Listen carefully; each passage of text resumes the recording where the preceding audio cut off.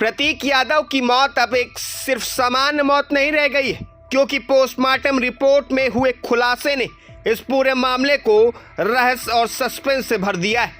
Samajwadi party के संस्थापक मुलायम सिंह यादव के बेटे और अखिलेश यादव के सौतेले भाई प्रतीक यादव की मौत के पीछे आखिर वो कौन सा सच छिपा है जिसने हर किसी को सोचने पर मजबूर कर दिया है। पोस्टमार्टम रिपोर्ट में दावा किया गया है कि शरीर में खून का थक्का बनने के बाद हालत बिगड़ी थी। थक्का शरीर के ऊपरी हिस्से तक पहुंचा था और फिर दिल ने काम करना बंद कर दिया था। लेकिन कहानी यही खत्म नहीं होती, क्योंकि रिपोर्ट में सबसे बड़ा खुलासा हुआ शरीर पर मिले 6 चोटों के निशानों का। जी हाँ, 6 अलग अलग चोटें, और वो भी मौत से पहले की। अब सवाल यही उठ रहा है कि आखिर ये चोटें लगी कैसे? क्या ये सिर्फ एक हादसा था या फिर इसके पीछे कोई और कहानी छिपी?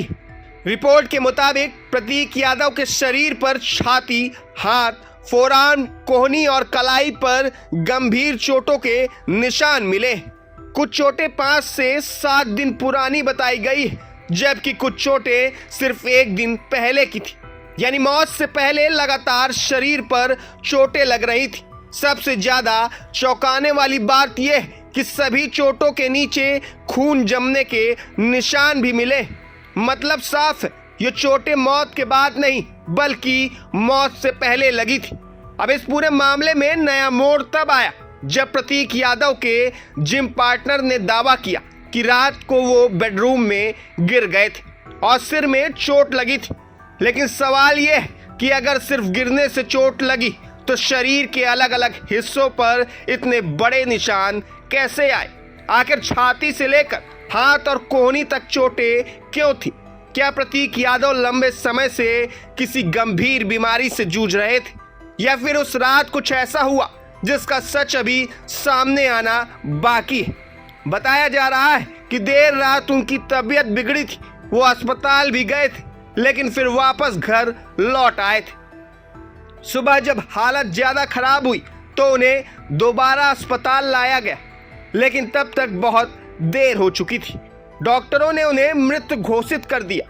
पोस्टमार्टम रिपोर्ट में बताया गया कि शरीर में बना खून का थक्का फेफड़ों तक पहुंच गया था, जिसकी वजह से सांस लेने में दिक्कत हुई और फिर दिल ने काम करना बंद कर दिया। लेकिन अब हर किसी की नजर उन 6 चोटों पर टिक गई है जिन्होंने पूरे केस को रहस्यमयी बना दिया है।